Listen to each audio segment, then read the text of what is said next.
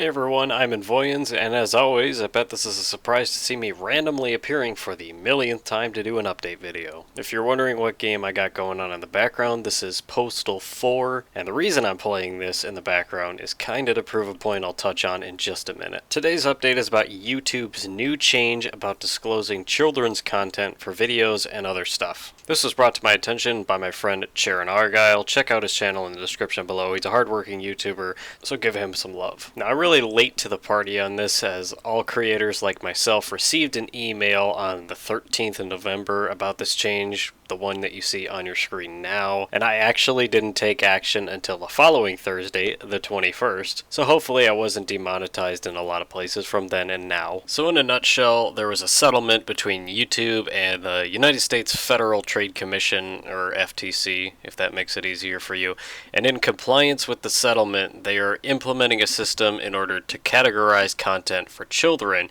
and what is not for children. Quite honestly, I really find no issue with it, and it's legally just an addendum to COPPA, otherwise known as the Children's Online Privacy Protection Act, which has been around since 2000. Now, I know the majority of my content already is not kid-friendly, whether it be the game I choose to record, which is usually rated for a mature audience anyway, but we all know how effective the ESRB ratings are. Plus, also, I don't filter myself at all, and I am aware that the vocabulary is usually pretty vulgar in the heat of the moment for live commentaries I do, so excessive swearing is prevalent in my videos, and very little of them are ever censored in any way. So the way it works for content creators like myself is that in our Creator Studio, which is a tab with video information, analytics, and everything else you want to look at, there's a setting we can set as a content filter, whether you want your content to be flagged as child-friendly or not. So me being me, I set mine to never be set to child-friendly,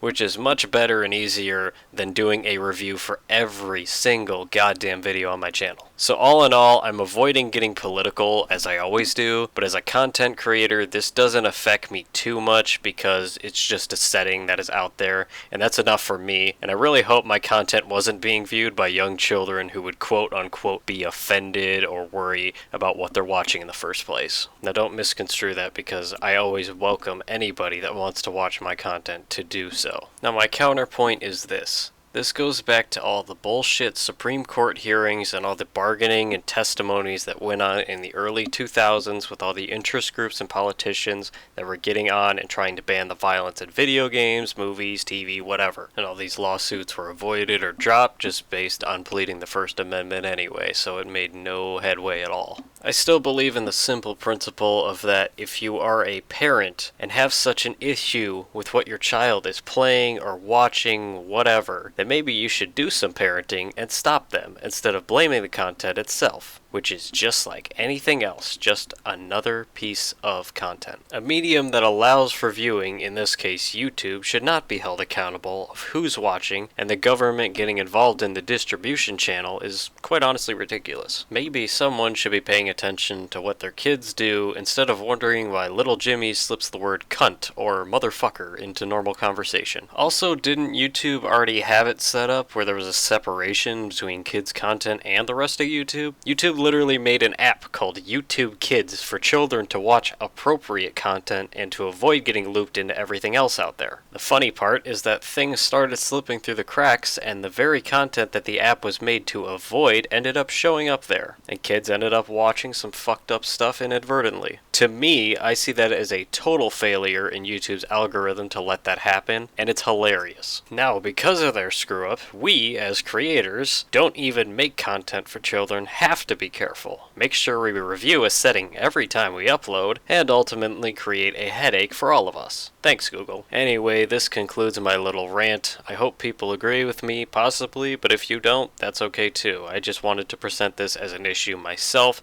and the best way to do that is to just upload my thoughts. Anyway, thanks for watching, and I hope to be back with new content soon. Thanks for sticking around, everybody, and I'll see you all soon. Take care.